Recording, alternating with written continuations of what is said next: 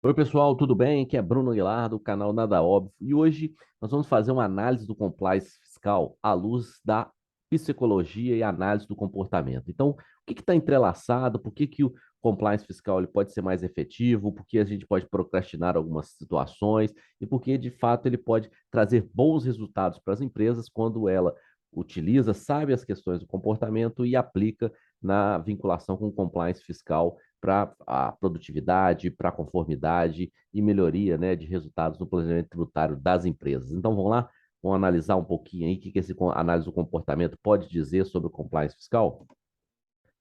Vamos passando aqui. Primeira parte, assim, é como que a análise do comportamento, né, a teoria da análise do comportamento, ela tem muita correlação com o aprendizagem, né? Como é que os indivíduos aprendem, como é que eles definem um comportamento, como é que essas situações no dia a dia, seja dos gestores, seja das pessoas, seja das crianças, como é que forma se apresentar essa formação do aprendizado, né? Então, aqui esse cidadão aí de bigode, o Edward Thorndike, ele traz uma lei chamada Lei do Efeito, que os comportamentos, né, acompanhados por consequências agradáveis, eles vão tornar-se mais frequentes. Então, já os comportamentos que têm consequências desagradáveis, eles tendem a desaparecer, né? Então, você pode tirar essa correlação, né? Se o comportamento ele traz uma satisfação, ele tende, né, a se repetir. Já aquele comportamento mais aversivo, que tem uma consequência aversiva, que tem uma consequência desagradável, ele vai desaparecer. Então, você já tem uma forma de memória com o aprendizado e o efeito desse comportamento. Então, é importante que ele traz essa perspectiva. Agora, o B.F. Skinner, né, o pai do behaviorismo, né, comportamento em inglês, o behaviorismo radical, ele traz uma questão do condicionamento operante. Como que esse aprendizado também ele vai trabalhar nas pessoas, né, nessa formação do comportamento. Ele traz do condicionamento operante, que é o seguinte: é uma forma de aprendizagem que vai levar em consideração a consequência desse comportamento. Então, o que eu aprendo, o que eu guardo de aprendizagem, tem uma relação com o que a consequência desse comportamento, né? E dessa forma, o comportamento, né, ele vai falar sobre uma modelagem de comportamento. Esse comportamento ele pode ser mais frequente de acordo com o que eu reforço, né? Quando eu faço um elogio, quando eu coloco um prêmio, quando eu incentivo. Então você está reforçando, né? Seja positivamente ou negativamente. Ou você pode ter um comportamento que vai ser reduzido a frequência, né? Você tem uma questão de acordo com a consequência, você pode reduzir a frequência desse comportamento se ele tiver uma punição, né? Um castigo, uma multa, né? Uma questão de punir para diminuir, reduzir, né, a frequência desse comportamento. Então, esses dois pensadores, né, da linha comportamental, eles vão trazer essas reflexões sobre como a gente forma o aprendizado, como forma as consequências, né, e essas consequências, elas podem ser aplicadas no comportamento de acordo, ou você reforça, né, quando você faz algo que tem um aumento de frequência com o reforçamento, ou uma punição, você tende a diminuir esse comportamento. Então, as linhas da análise do comportamento, elas vão trabalhar com a aprendizagem e é como a gente correlaciona com as consequências, com os efeitos, as contingências que estão no ambiente. Então, aí a referência é um teórico, né, dessa teoria que a gente vai trazer essa reflexão. E o Skinner, né, é famoso por sua caixa de Skinner, né? Quem não já viu o ratinho de Skinner ali, de acordo que ele vai aprendendo que se acender uma luz aqui, ele aperta a barra, né? E essa barra ele vai receber uma comida. Se ele apertar a barra com uma luz que não seja azul ou vermelha, ele não recebe a comida ou ele pode receber até uma punição como um choque. E aí ele vai aprendendo, ele vai trazendo esse condicionamento para o rato, ele vai aprendendo essa forma, né, de obter comida ou mesmo de ter uma punição e ele vai formando um aprendizado com as consequências do condicionamento operante. E o Skinner demonstrou isso com sua famosa caixa de Skinner. Entendeu? Então, só para a gente avançar aqui, agora vamos tratar aqui no condicionamento operante já ligado a uma modelação, né? Que é só um exemplo, né? Então, como que funciona esse condicionamento operante? Você tem um estímulo, pode ser uma tomada. Eu tenho uma tomada na parede. E as crianças, quem não viu isso, a resposta, né? Ela tenta pôr a mão, ela tem alguma brinquedo, né? Que ela tenta enfiar nesses buracos da tomada. E a consequência é o quê? É o choque. Então, assim, você tem um estímulo, você tem uma resposta do indivíduo e a consequência é o choque. que você faz para reforçar? Aqui ninguém quer reforçar o choque, mas diminuir a frequência desse comportamento. Você pode até ter como se fosse uma medida de punição, né? Você tira a ferramenta, você trava os buracos, que aí você vai diminuir o comportamento aqui ligado ao choque. Então, assim, você tem essas condutas, né, do condicionamento operante do aprendizado, de acordo com a consequência, você aprende e você pode reforçar para ter mais frequência do comportamento, ou pode punir para trazer uma diminuição dessa frequência do comportamento. Então, assim, o que de fato, né, ocorre, né, trazendo agora para a esfera do ambiente tributário, né, por que você exige esses programas de conformidade, incentivos e multas, né? Eles vão, de certa forma, trabalhar com esse modelo de aprendizado, né, com condicionamento operante. Então, que eu vou acontecer aqui?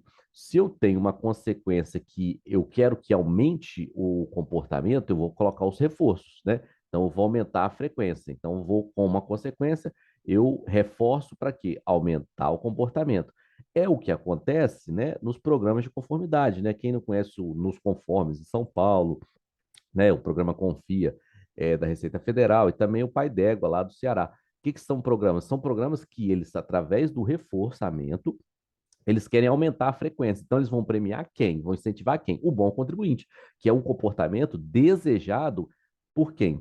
Pelos fiscos. Então, a consequência que o fisco quer dessa conformidade, né, dessa atuação de correta com o cumprimento das obrigações, ele vai ser reforçado, ele aumenta a frequência, porque ele tem esses programas aqui que vão ser programas de reforçamento e de premiação, de incentivo, de facilitação, de simplificação e prêmios, né, para o contribuinte que segue, né, esse comportamento desejado e modelado para as administrações tributárias.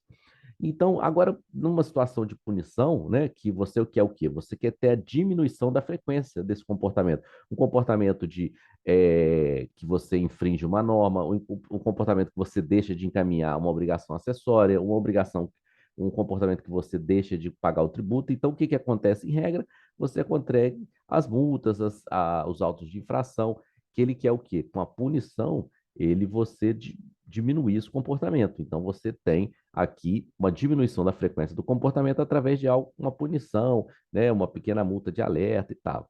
Então, sempre visando o quê? Um comportamento ético. Você quer chegar a um comportamento ético desejado, seja com reforçamento, onde você premia e incentiva o bom contribuinte, ou com a punição com aquele contribuinte que seja, né, de acordo com a dosimetria da infração, né, ele pode ser punido de forma maior ou menor, ou com dolo ou não, mas que você quer que diminua esse comportamento infrator. E aqui você reforça. Então, você tem os programas de conformidade para premiar e tem as penalidades, as multas para, né, diminuir a frequência. Então, são os modos, né, que vão atuar nos programas de conformidade segundo o modelo do reforçamento, modelo do aprendizado. A grande questão, que é o grande problema, é o nosso viés de inércia, né? É aquela situação que também a gente procrastina, né? As mudanças. E, de fato, essa procrastinação, ela acaba por prejudicar, porque ela trabalha contra o tempo. Olha, aqui esse gráfico aqui carinhoso, né? Para lembrar-se um quadro negro, você tem, né? No eixo aqui horizontal, você tem o tempo. E você tem no eixo vertical a multa. Vocês podem perceber que no tempo 1 eu tenho aqui um custo 1, uma consequência 1 aqui, né? Mas só que se eu não tenho um compliance ou se ainda eu não fui penalizado, seja pelo fisco, seja por uma multa que eu cumpri, eu não vou mudar o meu comportamento. Eu não percebi a consequência aqui no tempo 1. E aí vai se acontecendo. Se eu estou no tempo 2, né? Eu ainda não sofri a consequência, vamos dizer que eu não fui penalizado. Essa multa aqui ela vai subir de valor, né? E você tem essa consequência aqui já no termo 2, entendeu? Importante que esse tempo ele está avançando e o viés de inércia, o que faz? Faz você manter um status quo, você não mudar, você procrastinar, porque não aconteceu nada e o aprendizado não acontece, né? Então, pode chegar entendendo que o fisco, né, as administrações tributárias, geralmente tem um período de 5 anos, né, para tributar. Quando chegar no tempo 3, você já percebam aqui que eu estou subindo a multa. Então, eu não aprendi, eu não, esse custo, né, do compliance fiscal em relação ao tempo ele aumentou. E aí, o que acontece? Se no tempo 3 aqui, né, acontecer a penalidade, né, a multa já foi bem maior.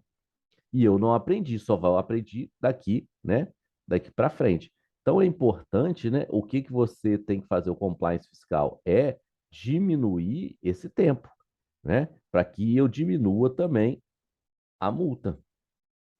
Então, assim, é importante ter essa percepção que um bom compliance fiscal, ele vai trazer esse, essas consequências, né? Atenção aqui para baixo, que aí ele evita esses prejuízos, esses custos. Então, é entender que, embora as consequências não tenham sido perceptíveis aqui, o compliance fiscal, ele está ligado no que é infração, no que ele não deixa o viés de inércia permitir que você fique ali, né, naqueles anjinhos ali, faço ou não faço, não. Uma política de compliance fiscal, ela vai reduzir esse tempo aqui, né, das consequências. Eu não vou esperar a multa chegar, a penalidade chegar, para eu aprender e aí modificar. Então, você sai do viés da inércia. Então, assim, é importante aqui, né, que o tempo trabalha contra quando você fica na inércia, quando você não pratica o compliance fiscal, quando você procrastina, porque as consequências, e você não aprende, porque as consequências de fato não chegam. Por isso que é importante também os programas de conformidade, é quando o fisco também ele já apresenta, né, quando ele também é proativo e apresenta essas consequências antes, né, num período bem curto, né?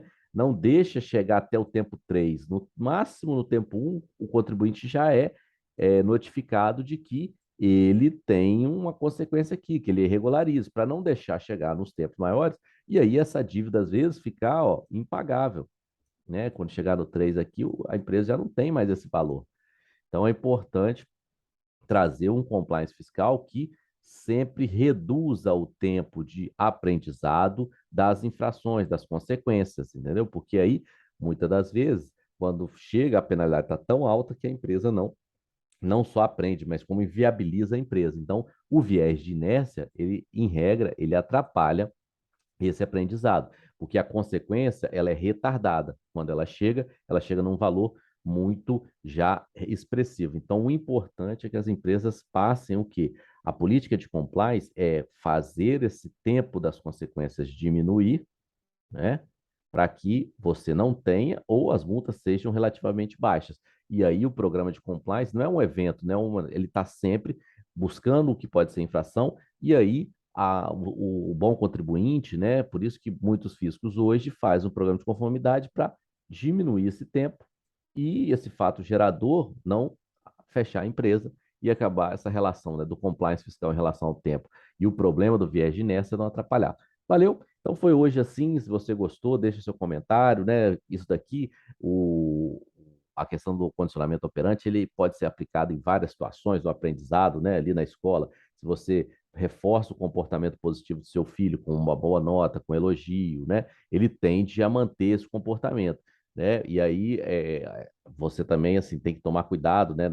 Também as punições não serem gravosas demais, que aí marca também ali uma expressão mais emotiva, né, dessa situação, mas geralmente o reforçamento positivo ele traz melhores resultados do que a punição. Então é por isso que é importante, seja no fisco, seja no aprendizado, seja na aplicação de multa, seja na forma dos esportes também, você tem um reforçamento positivo para que você tenha um aprendizado, tenha uma análise do comportamento, um comportamento mais produtivo, mais satisfatório e que gere também mais saúde mental e satisfação para as pessoas, beleza? Aí a gente brincou um pouco aí com análise do comportamento e também com compliance fiscal. Se gostou, clica, curte e seguimos junto aí, pessoal. Até mais. Tchau, tchau.